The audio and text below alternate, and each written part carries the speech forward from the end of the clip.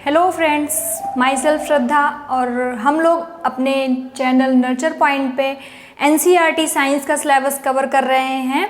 यहाँ पे आपको ऑल क्लास पूरी साइंस एनसीईआरटी कवर कराई जाएगी, जिसमें आज का लेक्चर हम क्लास 10th के लिए ले रहे हैं, जिसमें क्लास 10th का चैप्टर फर्स्ट है हमारा केमिकल रिएक्शंस एंड इक्वेशंस।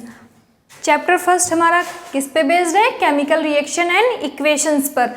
मतलब आपने पिछली कक्षाओं में या वैसे भी डेली लाइफ में आपने बहुत बार सुना होगा रासायनिक अभिक्रियाओं, केमिकल इक्वेशंस के बारे में।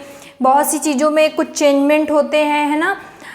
लाइक आपने डाइजेशन पढ़ा होगा, उसमें भी आपने देखा होगा कि हमारा फूड जो हम लेते हैं फिर हमारे स्टमक में जाने के बाद कितने प्रोसेस से होकर पास होता है, क्या क्या उसमें चेंजमेंट होते हैं। हम जो फूड खाते हैं फिर हमारे स्टमक के अंदर जाके उसका स्टेट, उसका कलर, सब पूरा प्रोसेस मतलब सब चेंज हो जाता है। जितने भी न्यूट्रिएंट्स होते हैं वो सब अलग अलग सिंपलर फॉर्म में ब्रेक होते हैं, सबका अलग अलग रिएक्शन होता है। तो ये सब चीज़ें क्या है? केमिकल रिएक्शंस के थ्रू आती हैं। आपने प्रीवियस क्लासेस में फिजिकल चेंजमेंट और केमिकल चेंजमेंट तो पढ़ ही रखे होंगे। मतलब फिजिकल चेंजमेंट क्या होते हैं? जिसमें हम अपने मतलब जो भी चीज़ है, जो भी रिएक्टेंट है हमारा रिएक्टेंट है तो, या जिस भी चीज़ में हम कोई चेंजमेंट कर रहे हैं, अगर हम उसका रिवर्स भी कर सकते हैं तो उसको बोलते हैं फिजिकल, है ना, फिजिकल चेंजमेंट, जिसका हमें रिवर्स मिल जाए। लेकिन केमिकल चेंजमेंट क्या होता है? जिस भी चीज़ में कोई चेंजमेंट हो रहा है तो उसका हम रिवर्स नहीं कर सकते, मतलब दोबारा से हमें वो चीज़ नहीं मिलेगी, तो उसे हम बोलते हैं केमिकल चेंजमेंट। लाइक आप किसी कागज़ को बर्न करते हैं तो क्या है, बिल्कुल जल के वो राख बन गया, तो क्या फिर से हमें वो कागज़ मिल पाएगा? नहीं मिल पाएगा ना। तो ये सब क्या है? केमिकल चेंज है। मतलब हम फूड जो खाते हैं वो भी एक केमिकल चेंजमेंट है। डाइजेशन होता है, केमिकल रिएक्शन है। आप मिल्क से देखते होंगे कर्ड बन जाता है, और कर्ड बनने में कौन सा बैक्टीरिया? लैक्टोबैसिलस उसकी हेल्प करता है, फर्मेंटेशन होता है।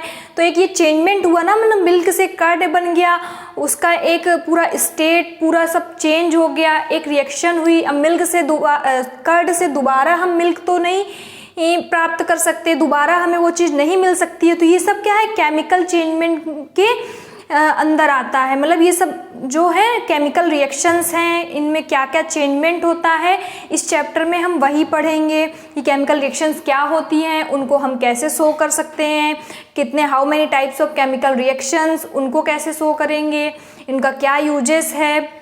तो इस चैप्टर में हम सब यही डिस्कस करने वाले हैं।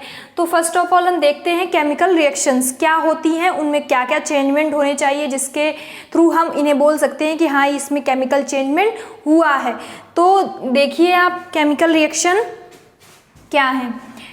Chemical reactions we observe the changes around us. जैसे कि मैंने आपको अभी इतने सारे एग्जाम्पल दिए, हमारे अराउंड में, हमारे घर में बहुत सारी चीज़ें होती हैं जो केमिकल रिएक्शंस पे डिपेंड होती हैं। तो उनमें क्या क्या चेंजमेंट होता है हम ये देखने वाले हैं। तो first of all change in state, मतलब जो भी हम चीज़ ले रहे हैं, जो भी मैटर ले रहे हैं, है ना, तो उसकी क्या है? स्टेट में अगर चेंजमेंट होता है, नेक्स्ट स्टेट में चेंजमेंट होता है, उसके कलर में चेंजमेंट होता है, इवोल्यूशन ऑफ गैसेस निकलती हैं, चेंज इन टेम्परेचर, उसकी टेम्परेचर में चेंजमेंट करने से अगर कोई परिवर्तन होता है या उस मैटर के पर्टिकुलर टेम्परेचर पे कोई चेंजमेंट होता है, तो जब इस तरह के कुछ चेंजमेंट होते हैं तो हम उसे बोल सकते हैं कि हाँ इनमें कुछ केमिकल रिएक्शंस हुई हैं, केमिकल चेंजमेंट हुए हैं। तो ये हमें कुछ आइडेंटिटीज़ हैं जिनके थ्रू हम जान सकते हैं कि उनकी स्टेट में चेंज होता है, कलर में चेंज होता है, गैसेस निकलती हैं, टेम्परेचर मतलब हीट भी निकल सकती है, टेम्परेचर में चेंज होता है। तो इस तरह की चीज़ों को हम लोग क्या बोलते हैं? Chemical reactions. अब कुछ एग्जाम्पल हम लोग देख लेते हैं। लाइक देखिए, food gets digest in our body. Food जो हम लोग खाना खाते हैं वो हमारी बॉडी में जाके डाइजेस्ट होता है। क्या क्या प्रोसेस होते हैं ये सब तो आपने पढ़ा ही होगा जब डाइजेस्टिव सिस्टम पढ़ा होगा। तो ये भी क्या है? केमिकल चेंज है, डाइजेशन। फिर रस्टिंग ऑफ आयरन, आयरन में रस्ट लग जाती है अगर उसमें कहीं भी मॉइस्चर, जो भी आयरन है अगर उसमें कहीं भी मॉइस्चर हो जाता है या वाटर पड़ जाता है तो उसमें क्या है, रस्ट लगने लगता है, रस्टिंग जिसको जंग बोलते हैं। उससे क्या होता है, आयरन की क्वालिटी बिल्कुल बेकार होने लगती है, ख़राब होने लगती है, तो इसे हम बोलते हैं रस्टिंग ऑफ आयरन। तो जो आयरन ख़राब हो चुका है, क्या हम उससे रिवर्स करके क्या अपना बेस्ट क्वालिटी वाला आयरन ले सकते हैं? नहीं ले सकते ना। तो ये भी एक केमिकल चेंज में आता है, क्योंकि मॉइस्चर की प्रेजेंस में जो हमारा आयरन है उसमें रस्ट लगने लगता है। तो ये भी क्या है, केमिकल चेंज है। और वी रिस्पायर मतलब हम जो ब्रीथ करते हैं, श्वसन करते हैं, रेस्पिरेशन करते हैं, तो ये भी क्या है, केमिकल चेंज है, क्योंकि इस प्रोसेस में भी एनर्जी रिलीज होती है। तो ये भी क्या है, केमिकल चेंज में ही आएगा, केमिकल रिएक्शंस में भी आएगा। तो अब हम देखते हैं कि ये जो केमिकल रिएक्शंस हमने पढ़ी हैं, इनको हम शो कैसे करते हैं, कैसे लिख सकते हैं, कैसे हम उस प्रोसेस को पूरा एक्सप्लेन कर सकते हैं, उस मेथड को हम लोग देखेंगे कि केमिकल रिएक्शंस या कोई इक्वेशन में कैसे लिखते हैं, क्योंकि इक्वेशन में लिखने से हमारा पूरा मेथड क्या है, पूरा हमें क्लियरली समझ आ जाता है कि पर्टिकुलर जो हमारा मैटर है उसमें क्या चेंजमेंट हुए, क्या ऐसा हुआ है, तो उसी बारे में हम लोग देखते हैं। तो केमिकल इक्वेशंस क्या है, description of a chemical reaction in a sentence form is quite long. मतलब कोई भी जो केमिकल रिएक्शन है, या आप अपने डाइजेस्टिव सिस्टम से ही देख लीजिए, अगर आप उसको पूरा एक्सप्लेन करने जाते हैं वर्ड्स में, अपने सेंटेंस में, तो कितना लॉन्ग हो जाता है ना, पूरा सेंटेंस बाय सेंटेंस हम पूरा प्रोसेस लिख रहे हैं तो कितना लॉन्ग होता जाता है। और अगर हम उसी रिएक्शन को किसी एक सिंगल इक्वेशन में लिख दें तो कितना शॉर्ट फॉर्म हो जाता है। एक ही इक्वेशन में हमने पूरा डाइजेस्टिव सिस्टम समझा दिया कि हाँ कौन किस में ब्रेक हुआ, क्या चेंजमेंट हुआ, एनर्जी रिलीज हुई। तो जो ये शॉर्ट फॉर्म है इसे ही हम बोलते हैं केमिकल इक्वेशन, कि मतलब हम अपनी इक्वेशन के थ्रू अपनी बात को कैसे समझा पाते हैं। तो it can be written in shorten form, जो हम सेंटेंसेस में अपनी बात को रख रहे हैं उसी चीज़ को जब हम इक्वेशन में लिख देते हैं, शॉर्टर फॉर्म में लिख देते हैं, तो उसे बोलते हैं केमिकल इक्वेशन, की वो क्या है, केमिकल इक्वेशन है। लाइक एक एग्जांपल यहाँ पे दिया हुआ है, देखिए मैग्नीशियम रिबन को जब हम ऑक्सीजन की प्रेजेंस में बर्न करते हैं। अब फर्स्ट ऑफ ऑल आपको ये पता होना चाहिए कि बर्निंग के लिए ऑक्सीजन गैस इज नेसेसरी, क्योंकि ऑक्सीजन के बिना तो कहीं भी आग जल ही नहीं सकती, कंबशन हो ही नहीं सकता है, तो ऑक्सीजन इज नेसेसरी। तो मैग्नीशियम लिया, मैग्नीशियम रिबन, और ऑक्सीजन की प्रेजेंस में जब हमने उसको बर्न किया तो हमें क्या मिला, मैग्नीशियम ऑक्साइड। मतलब उसकी देखिए सब कुछ उसका चेंज हो गया ना, हमने उसको बर्न किया तो एक नया प्रोडक्ट हमें मैग्नीशियम ऑक्साइड मिल गया। तो इससे को हम अगर सेंटेंसेस में लिखेंगे तो कितना एक्सप्लेन करना पड़ेगा कि हमने उसको मैग्नीशियम रिबन लिया, फिर ऑक्सीजन की प्रेजेंस में हमने उसको बर्न किया, then we observe that the change we get magnesium oxide. तो इस सेंटेंस में लिखने में तो थोड़ा लॉन्ग हुआ ना, और उसी चीज़ को हमने जैसे इस तरह से इक्वेशन में लिखा तो हमने वन लाइन में ही एक्सप्लेन कर दिया कि हमने मैग्नीशियम रिबन लिया और ऑक्सीजन की प्रेजेंस में उसको बर्न किया, then we get magnesium oxide. तो आपको समझ आया होगा कि केमिकल इक्वेशंस क्या होती हैं, क्यों हम इनका यूज करते हैं, और केमिकल रिएक्शंस भी आपको समझ आ गई होंगी। देन अब हम सीखेंगे कि जो इस एरो के लेफ्ट साइड में और राइट साइड में जो दिए हैं इनको हम किस नाम से बुलाते हैं। मतलब ये जो मैग्नीशियम ऑक्साइड, मैग्नीशियम और ऑक्सीजन है, और इधर जो मैग्नीशियम ऑक्साइड है, ये आखिर है क्या। इन्हें हम लोग जो एरो के लेफ्ट साइड में होता है इन्हें हम लोग बोलते हैं रिएक्टेंट। मतलब जो मैग्नीशियम और ऑक्सीजन है ये यहाँ पे रिएक्टेंट का काम कर रहे हैं, और ये जो मैग्नीशियम ऑक्साइड है ये प्रोडक्ट का काम कर रहे हैं, प्रोडक्ट, क्योंकि ये हमें एक केमिकल रिएक्शन के दौरान मिला है, न्यू प्रोडक्ट, न्यू है ना, न्यू मैटर मिला है, तो उसे बोलते हैं हम लोग न्यू कंपाउंड मिला, न्यू, तो उसे प्रोडक्ट बोलते हैं। तो अब ये रिएक्टेंट और प्रोडक्ट होते क्या है, आप लोग कैसे समझोगे कि हम इसे प्रोडक्ट बोलेंगे और इसे रिएक्टेंट बोलेंगे। तो देखिए यहाँ पे डिफाइन दी हुई है, रिएक्टेंट हम किसे बोल सकते हैं और प्रोडक्ट किसे बोल सकते हैं। तो रिएक्टेंट क्या होता है, the substance that undergo chemical change in the reactions. मतलब रिएक्शन में जो सब्सटेंस, जिन सब्सटेंसों को हमने लिया है उनमें जो केमिकल चेंजमेंट होता है, जिन सब्सटेंस में केमिकल चेंजमेंट होता है उन्हें हम बोलते हैं रिएक्टेंट। जैसे कि यहाँ पे मैग्नीशियम को हमने ऑक्सीजन की प्रेजेंस में बर्न किया तो मैग्नीशियम में चेंजमेंट हुआ ना, वो मैग्नीशियम ऑक्साइड में कन्वर्ट हो गया, तो ये क्या हो गया, रिएक्टेंट हो गया। मतलब ऐसे सब्सटेंस जिनमें केमिकल चेंजमेंट होता है इक्वेशन के दौरान उसे हम बोलते हैं रिएक्टेंट।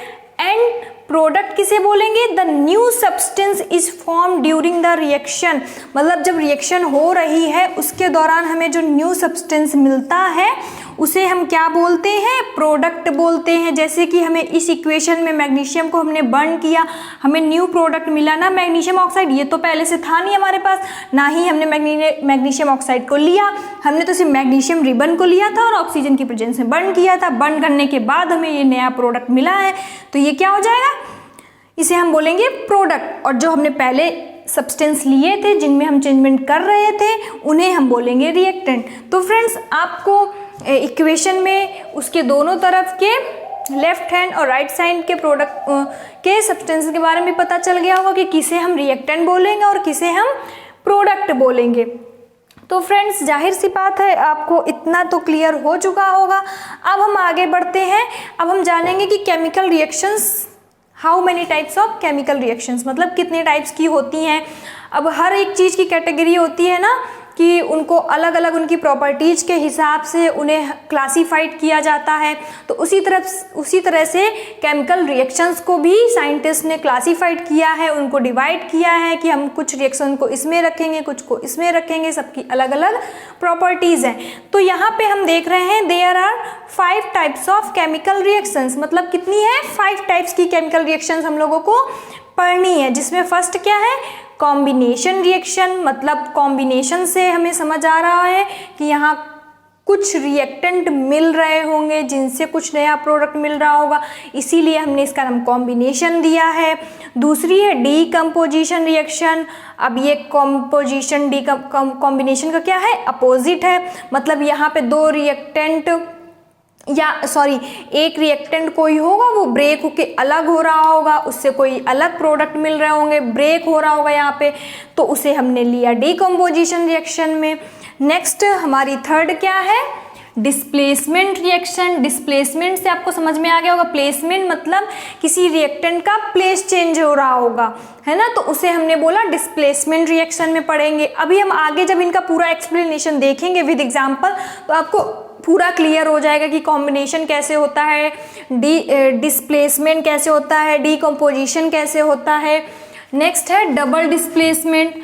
अब यहाँ पे दो रिएक्टेंट का डिस्प्लेसमेंट हो रहा होगा, इसीलिए हमने इसको डबल डिस्प्लेसमेंट नाम दिया, ठीक। और फिर नेक्स्ट है ऑक्सीडेशन एंड रिडक्शन, मतलब किसमें रिएक्शंस के दौरान किस रिएक्शन में किसी में ऑक्सीजन ऐड होता है, किसी में हाइड्रोजन ऐड होता है, किसमें ऑक्सीजन रिलीज होती है, किसमें हाइड्रोजन रिलीज होता है, तो ये सब चीज़ें हम ऑक्सीडेशन एंड रिडक्शन अभिक्रियाओं में पढ़ेंगे, ऑक्सीडेशन एंड रिडक्शन रिएक्शंस में। तो जिसमें फर्स्ट रिएक्शन हम लोग जिसका पूरा एक्सप्लेनेशन देखने वाले हैं वो क्या है, हमारी कॉम्बिनेशन रिएक्शन, क्योंकि हमने 5 टाइप्स की रिएक्शन पढ़ी ना, कॉम्बिनेशन, डिस्कम्पोजिशन, डीकम्पोजिशन पढ़ी, फिर डिस्प्लेसमेंट पढ़ी, फिर डबल डिस्प्लेसमेंट पढ़ी, फिर ऑक्सीडेशन एंड रिडक्शन पढ़ी। तो अब हम इसका एक्सप्लेनेशन पूरा देखने वाले हैं कॉम्बिनेशन रिएक्शन का। अब आपको इस वर्ड से कॉम्बिनेशन मतलब कुछ मिल रहा है, तो आप देखिए डिफाइन में, a reaction in which a single product is formed from 2 और मोर रिएक्टेंट्स, मतलब एक सिंगल प्रोडक्ट बनता है 2 या फिर 2 से ज़्यादा रिएक्टेंट से, मतलब कम से कम 2 रिएक्टेंट तो होने ही चाहिए कॉम्बिनेशन के लिए। अगर 2 रिएक्टेंट नहीं होंगे तो फिर वो कंबाइन कैसे होंगे, सिंगल में तो कॉम्बिनेशन पॉसिबल नहीं है, क्योंकि जब वो खुद ही सिंगल है तो किससे कंबाइन होगा। इसलिए इस रिएक्शन के लिए हमें ये चीज़ याद रखनी है कि हमारे पास रिएक्टेंट 2 और 2 मोर देन 2 होने चाहिए रिएक्टेंट। तो देन एग्जाम्पल देखते हैं हम लोग। हमने लिया यहाँ पे कैल्शियम ऑक्साइड, जिसको बोलते हैं क्विक लाइम, मतलब ये हिंदी में इसको बोलते हैं बिना बुझा हुआ चूना, मतलब इसमें पानी नहीं होता है ना। और फिर H2O मतलब वाटर लेते हैं। आपने देखा होगा अक्सर हम लोग वॉल्स में वाइट वॉशिंग करने के लिए चूना लाते हैं, फिर उसको जब वाटर में डालते हैं, जैसे ही हमने उस चूने को वाटर में डाला तो कितनी तेज़ी से बुलबुले टाइप के छूटने लगते हैं और वाटर क्या ऊपर धुआं जैसा वेपर बन के उड़ने लगता है। ऐसा क्यों होता है, देखिए क्योंकि जब क्विक लाइम को हम लोग वाटर में डालते हैं तो एक एक्वस वाटर का सॉल्यूशन हमें मिलता है, और जो रिएक्शंस के दौरान क्या बन गया, CaOH का होल ट्वाइस मतलब कैल्शियम हाइड्रोक्साइड बन गया, जिसको बोलते हैं हम लोग स्लेक्ड लाइम। और यहाँ पे हीट रिलीज हो रही है। आपने देखा ही होगा जब हम चूने को CaO को क्विकलाइम को वाटर में डालते हैं, डालते ही वाटर में कितनी तेजी से बुलबुले छूटे, ऐसा लगता है जैसे नहीं कि हीट में हम उसको गर्म कर रहे हैं और वाटर वेपर ऊपर उठने लगती है, तो वही हीट है, हीट निकलने लगती है। तो आपने इस रिएक्शन में देखा कि यहाँ पे 2 रिएक्टेंट थे, CaO calcium oxide and water, दोनों ने कंबाइन किया, देन बना कैल्शियम हाइड्रोक्साइड जिसको हम बोलते हैं स्लेक्ड लाइम, और हीट रिलीज हुई। तो आपको कॉम्बिनेशन रिएक्शन बिल्कुल समझ आई कि हमने 2 रिएक्टेंट लिए जिनमें केमिकल चेंजमेंट हुए, केमिकल रिएक्शन हुई और हमें न्यू प्रोडक्ट मिला कैल्शियम हाइड्रोक्साइड।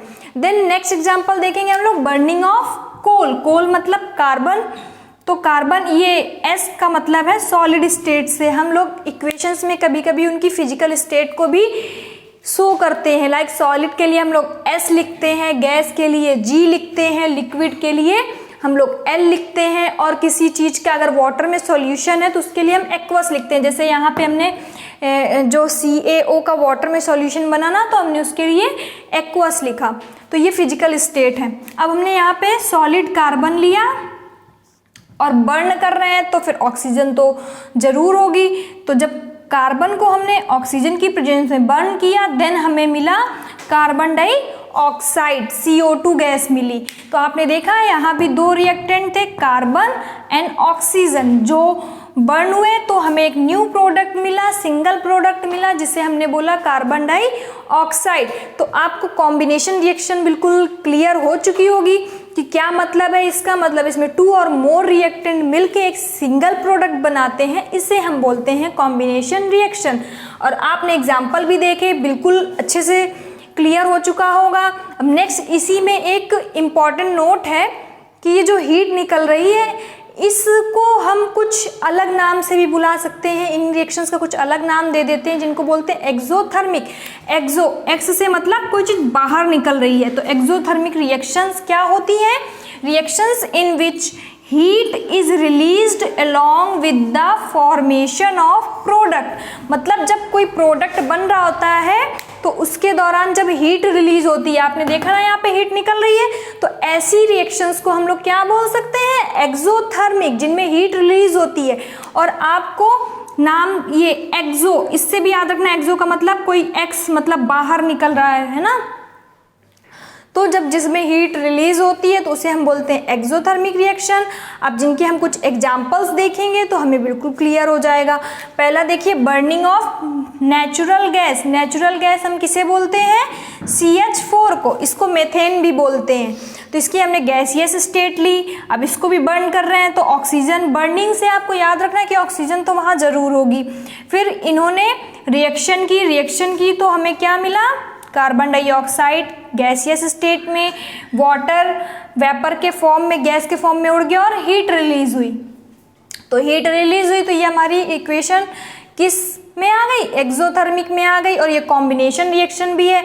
तो आप दोनों में कंफ्यूज मत होइएगा, आप कॉम्बिनेशन में भी इसका एग्जांपल दे सकते हैं, और अगर आपसे एक्सोथर्मिक रिएक्शन का क्वेश्चन पूछा जाता है तो आप उसमें भी इसको एग्जांपल में दे सकते हैं। यहाँ दोनों में ही देखिए हीट रिलीज हो रही है, तो दोनों ही एक्सोथर्मिक रिएक्शन है और दोनों ही कॉम्बिनेशन रिएक्शन है।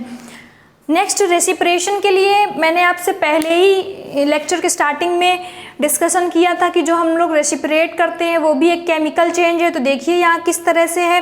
रेसिप्रेशन में जो ग्लूकोज है ये ऑक्सीजन से किस तरह से मिलता है? ये स्टार्ट होता है हमारे फूड लेने के प्रोसेस से। जब हम फूड खाते हैं, हमारे स्टमक में जाता है, तो जो न्यूट्रिएंट्स होते हैं सारे, ग्लूकोज, फैट्स, प्रोटीन, विटामिन, ये अपने सिंपलर फॉर्म में ब्रेक होते हैं। तो जो कार्बोहाइड्रेट है वो किस में ब्रेक हो जाता है? ग्लूकोज में। तो जो ग्लूकोज होता है, और रेसिप्रेशन के थ्रू हम लोग ऑक्सीजन तो लेते ही हैं, तो जो ग्लूकोज होता है वो ऑक्सीजन से कंबाइन होके क्या करता है? एनर्जी रिलीज करता है। यही तो एनर्जी हमें मिलती है जब हम एक्टिव फील करते हैं और हम अपने सारे वर्क कर पाते हैं। जब फूड लेने से यही एनर्जी हमें मिलती है। तो आपको समझ आया कि जो ग्लूकोज है ये हमें फूड जो हमने लिया कार्बोहाइड्रेट से मिला, और ये ऑक्सीजन जो हम ब्रीथ करते हैं उससे मिला। तो जब ये दोनों ने, इन दोनों की रिएक्शन हुई, दोनों मिले, तो कार्बन डाइऑक्साइड रिलीज होती है, हम लोग कार्बन डाइऑक्साइड निकालते हैं ना बाहर, और वाटर लिक्विड फॉर्म में, देन एनर्जी, यही एनर्जी हम लोगों को मिलती है जिससे हम बॉडी हमारी काम कर पाती है, हम लोग एक्टिव रहते हैं। ठीक, तो आपको समझ आया कि एक्सोथर्मिक रिएक्शन क्या है, और आपने बहुत कुछ सीखा भी कि रेसिप्रेशन किस तरह से केमिकल रिएक्शन है, केमिकल चेंजमेंट होते हैं इसमें। तो फ्रेंड्स, आज के लेक्चर में हमने यहीं तक डिस्कस करेंगे कॉम्बिनेशन रिएक्शन से। नेक्स्ट के लेक्चर में बाकी के बचे हुए टाइप्स को हम लोग डिस्कस करेंगे। आज का लेक्चर आपको कैसा लगा हमें कमेंट बॉक्स पे ज़रूर जाके बताइएगा। तो फ्रेंड्स, मिलते हैं हम लोग नेक्स्ट लेक्चर में।